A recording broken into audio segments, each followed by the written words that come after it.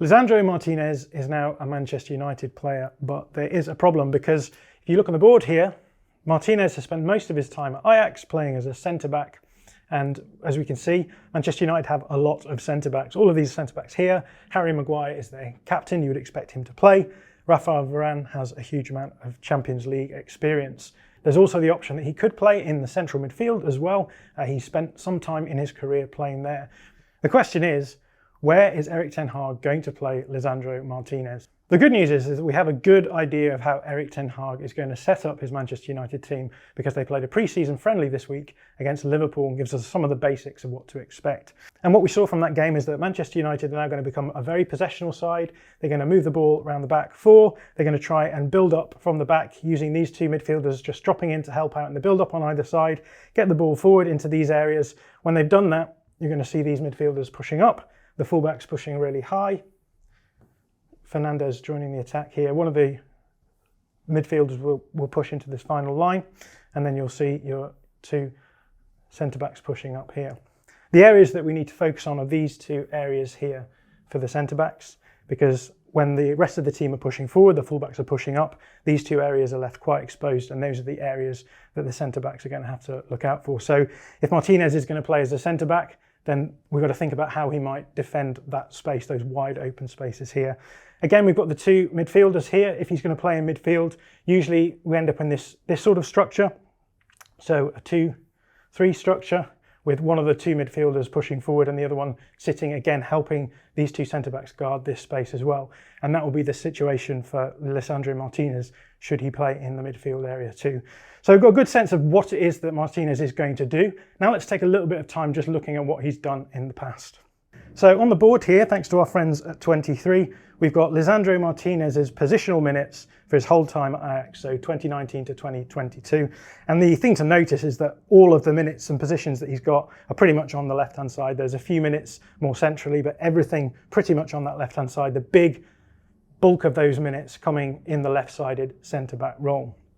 The question is, why did Erik ten Hag always play Martinez on the left? Now, to answer that question, let's just quickly go to the tactics board and have a look. So we've already said that Erik ten Hag's Manchester United are going to be quite possessional, and that means that you're going to have a lot of build-up from the back. You're going to see a lot of passing between the centre-backs and the full-backs.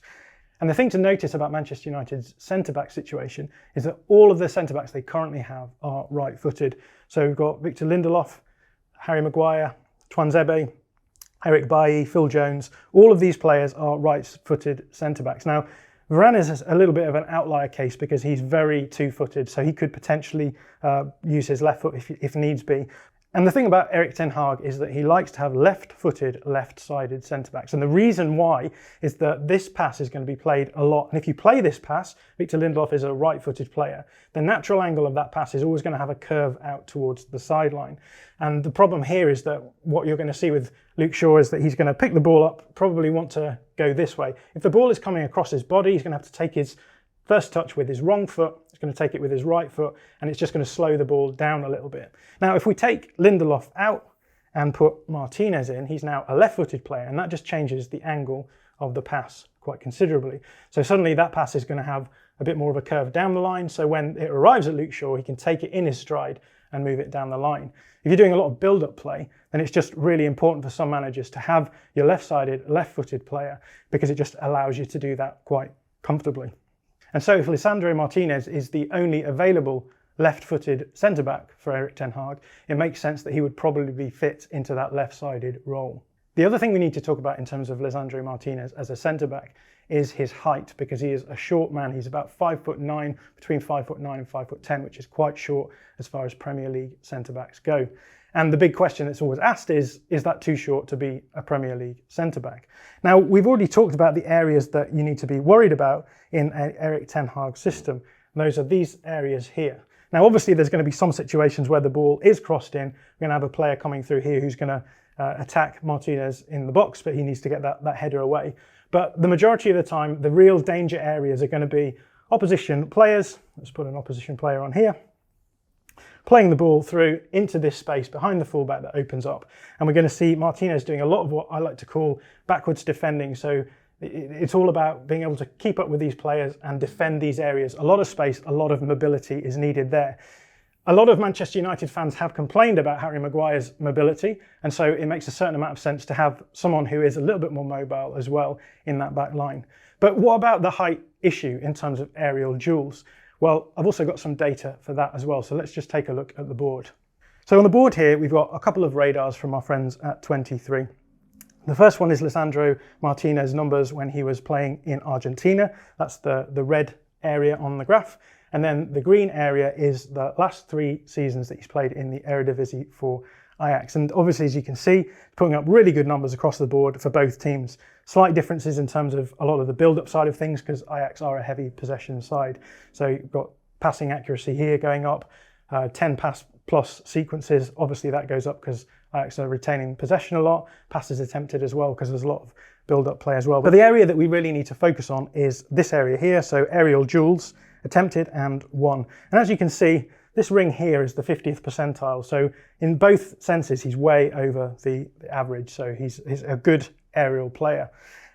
As we can see, he's attempting more headers in Argentina than he is at Ajax. Again, that's because Ajax are controlling the ball more. There's going to be less opportunities for him to have to head the ball away.